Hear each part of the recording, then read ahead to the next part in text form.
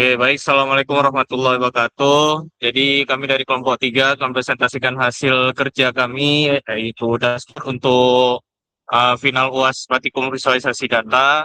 Dan di sini anggotanya saya sendiri Muhammad Hafiz, ada Yazid Arazi, ada Dara Ramadhani, sama ada juga Dede Salena. Oke, jadi di sini dataset yang kami gunakan itu adalah IBM Watson HR bagian Attrition Intelligence, yang dimana ini tuh merupakan dataset untuk mengukur resiko resign dari suatu perusahaan karyawannya itu, yang dimana di sini kita mempunyai sekitaran 35 atribut dan juga ada beberapa data statistik di sini yang sudah kami cantumkan. Misalkan ada seperti total karyawan yang resign, persentase resignnya, gaji yang bertahan itu rata-rata gimana, dan juga gaji resignnya juga itu berapa. Nah, di sini saya akan menjelaskan bagaimana chart yang sudah kami buat sesuai dengan laporan yang sudah kami kerjakan. Yang pertama itu ada bagian distribusi dan proporsi dari orang yang resign, ya, di mana di sini ada chart, bar chart yang bentuknya itu horizontal.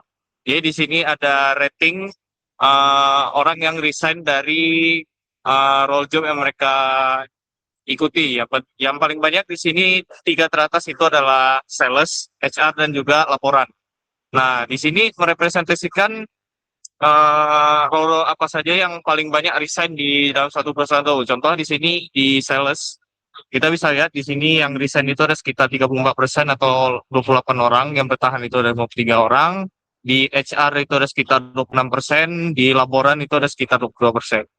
Oke, selanjutnya di sini ada waffle chart untuk mengukur proporsi dari orang yang resign tersebut. Di yang warna merah itu kita katakan dia sebagai orang yang resign, dan yang warna hijau itu kita katakan orang yang bertahan di perusahaan tersebut.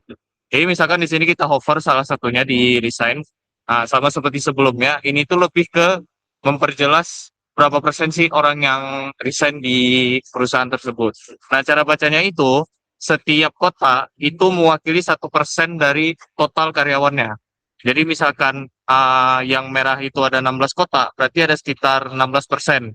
Nah, ini tuh di mana ini tuh merupakan suatu hal yang tidak normal, karena biasanya ambang industri sehat itu rating untuk resign-nya itu di bawah 10%. Nah, ini mencapai 16,12%. Oke, selanjutnya di sini ada chart yang namanya itu Staggered Progress Bar, yang dimana kita ini merepresentasikan departemen apa-apa saja yang resign-nya itu banyak. Jadi di sini seperti yang dari chart pertama, tiga departemen itu, yang pertama itu sales, kemudian design dan development, dan juga HR. Oke, selanjutnya akan dijelaskan oleh teman saya. Nah, lalu ada donut chart yang membandingkan antara gender dan tingkat resign. Perbandingannya memakai dua variabel saja antara gender dan angka persentase yang ditampakkan di tengahnya. Selanjutnya, ada untuk faktor demografi ada area chart yang membandingkan kelompok usia yang paling rawan untuk resign. Bisa dilihat dari titik-titik dan area di bawah titik-titiknya. Lalu ada horizontal bar chart untuk status pernikahan, perbandingannya antara terhadap resign. Ada yang single lebih banyak resign dibandingkan yang married dan divorce. Lalu ada uh, sorted horizontal bar chart untuk membandingkan bidang pendidikan versus risiko resign. Kami ada revisi ini sebelumnya memakai pie chart, jadi tidak terlalu jelas penampakan datanya. Lalu yang ada bullet chart untuk membandingkan beban kerja dan mobilitas untuk setiap orang. Karena karyawan lembur biasanya memiliki risiko resign yang lebih tinggi daripada yang tidak lembur. Selanjutnya dijelaskan oleh teman saya.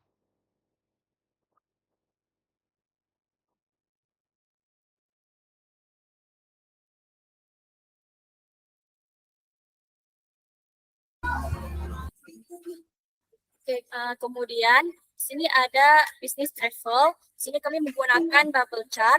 Untuk pertanyaannya itu apakah frekuensi perjalanan dinas menuju karyawan untuk keluar. Nah, di sini kita bisa lihat bahwasanya orang yang melakukan frekuensi perjalanan dinas itu ada yang non-travel dengan persentasenya itu ada 7%, terus travel travel travel sorry nih. Travel friendly ada 14% dan travel frequently ada 26%. Nah, alasan penggunaan bar chart tersebut karena bubble chart ini dia mampu menampilkan tingkat attrition dan jumlah karyawan dalam satu visualisasi sehingga memudahkan perbandingan antara kategori perjalanan dinas. Kemudian ada tenure attrition per masa kerja. Di sini kami menggunakan vertical bar chart. Untuk pertanyaannya itu sejauh mana masa kerja menentukan loyalitas karyawan di perusahaan. Di sini bisa kita lihat bahwasanya karyawan yang rentan kerjanya itu kurang dari 1 tahun lebih banyak melakukan resign kerja daripada yang sudah bekerja selama 1-3 tahun dan seterusnya. Nah, alasan penggunaan bar chart tersebut karena bar chart ini dia efektif digunakan untuk membandingkan tingkat attrition antar kelompok masa kerja dan memperlihatkan pola perubahan secara jelas. Kemudian ada job level. Di sini kami menggunakan lollipop chart. Di sini bisa kita lihat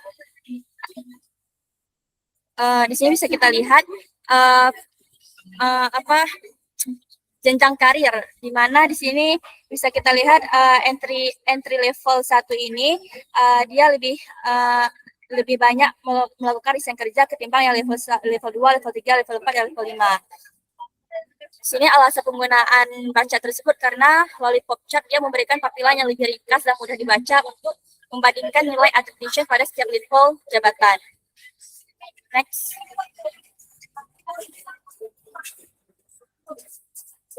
Kemudian di sini ada stock option versus attrition.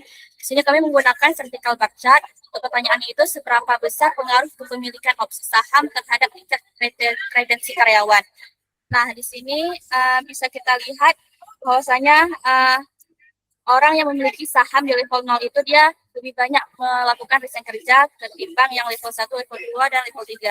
Alasan penggunaan chart di sini karena memudahkan perbandingan tingkat attrition pada setiap level kepemilikan saham secara langsung dan informatif. Kemudian ada monthly income. Di sini kami menggunakan chart box plot. Untuk pertanyaannya, bagaimana perbandingan distribusi gaji bulanan antara karyawan yang bertahan dan yang keluar. Di sini bisa kita lihat bahwasanya karyawan yang melakukan resign itu rata-rata gajinya itu di $2, sedangkan yang bertahan itu ada di $4. Di sini kami menggunakan bar chart ini karena Boxplot sangat sesuai untuk membandingkan distribusi data numerik karena mampu menampilkan median, rentang data, dan persebaran pendapatan dalam satu visualisasi. Di sini juga kami melakukan revisi di bar chart ini, di mana sebelumnya jarak antara margin bertahan sama di sini terlalu rapat, dan sekarang udah kami jarangin, jadi nampaknya lebih rapi dan bagus. Selanjutnya akan dijelaskan oleh kawan saya.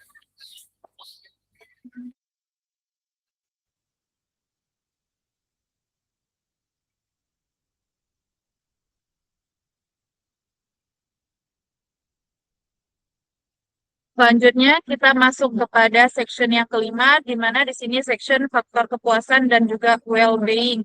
Yang pertama itu bisa kita lihat ada untuk visual job satisfaction, di mana chart ini itu menjawab pertanyaan apakah skor kepuasan kerja yang rendah berbanding lurus dengan tingginya tingkat resign. Nah, dari chart ini jawabannya iya, karena skor 1 merepresentasikan bahwa nilai yang sangat tidak puas, yang memiliki attrition itu sebesar 20,22%. Turun terus sampai di yang paling bawah yaitu 10,63%. Nah, tren penurunannya itu sangat konsisten dan juga linear, ada hubungan langsung antara kepuasan kerja dan juga keputusan karyawan untuk bertahan atau keluar. Di sini kami memilih untuk menggunakan vertical bar chart karena data yang kami gunakan itu ordinal, terurut dari skor 1 sampai dengan skor 4, sehingga tren penurunannya itu bisa berkelanjutan dan terbaca natural dari kiri ke kanan. Selanjutnya ada environment satisfaction, di mana chart ini itu menjawab pertanyaan seberapa besar dampak ketidaknyamanan lingkungan kerja terhadap keputusan resign. Nah, di sini itu bisa kita lihat bahwa dampaknya itu cukup besar, di mana yang skor 1 itu punya attrition sebesar 23,4%, yang hampir 2 kali lipat skor 4, yang hanya cuma 14,32%. Nah, di sini itu lingkungan kerja yang buruk bukan sekedar membuat karyawan tidak nyaman, tapi benar-benar mendorong mereka untuk resign.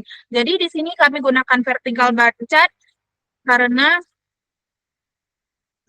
untuk menjaga konsistensi format dengan job satisfaction. Audiens, jadi di sini itu audiensnya sudah familiar dengan pola-pola batang tinggi di skor rendah sama dengan preferensi yang buruk. Jadi tidak perlu adaptasi visual lagi.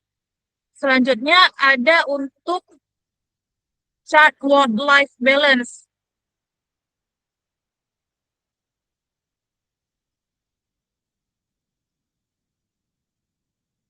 Nah, chart work-life balance ini menjawab pertanyaan bagaimana perbandingan tingkat resign berdasarkan skor work-life balance. Nah, sebelumnya kami mendapat revisi pada chart ini karena sebelumnya itu data yang kami tampilkan tidak jelas. Kami gunakan chartnya itu sama warna. Jadi untuk perbaikannya kami lakukan perubahan warna di tiap chartnya supaya jelas dan bisa dibaca dengan lebih baik. Nah, di sini itu untuk perbedaan work-life balance-nya itu sangat mencolok, di mana skor satunya itu punya attrition sebesar 33% lebih, jauh di atas skor lainnya. Jadi ketika work-life balance karyawan hancur, resikonya tidak sekedar naik sedikit, tapi melonjak drastis. Di sini kami juga menggunakan vertical bar chart karena efektif meng-highlight lonjakan ekstrim seperti ini. Jadi batangnya itu sengaja diberi warna kontras supaya ketimpangannya langsung kelihatan tanpa orang-orang itu perlu menghitung sendiri. Next.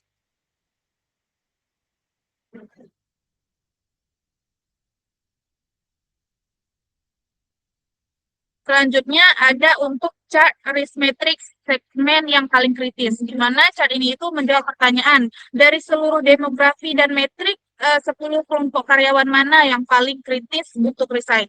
Nah, di sini itu bisa kita lihat bahwa sales representatif dan juga karyawan usia 18 sampai 25 tahun berada di posisi paling atas, diikuti karyawan dengan WLB terburuk dan tenure kurang dari 1 tahun.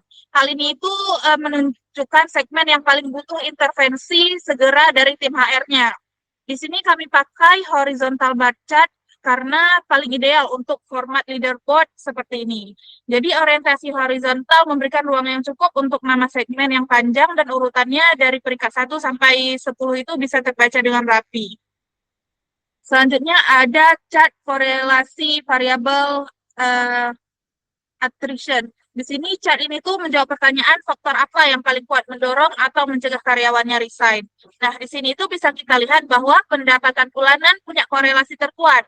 Gaji adalah faktor yang paling penting dan menjadi nomor 1. Jadi kita bisa lihat bahwa di level stock option dan level jabatan juga cukup kuat untuk menahan karyawan. Jadi di sisi sebaliknya keterlibatan kerja satu-satunya variabel yang sedikit berkorelasi positif dengan desain, meski nilainya sangat kecil.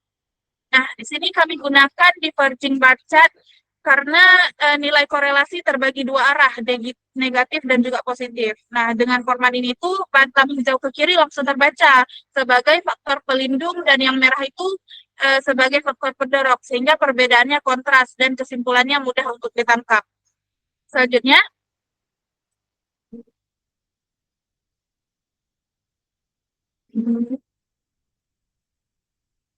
dari pemaparan yang sudah kami sampaikan, mungkin di sini ada beberapa insight yang bisa diambil oleh tim HR dan juga manajemen, di mana yang pertama itu ada overtime atau sama dengan pemicu utama karyawan yang lembur resign 2,7 kali lebih tinggi, dan kebijakan jam kerja adalah prioritas intervensi yang paling kritis.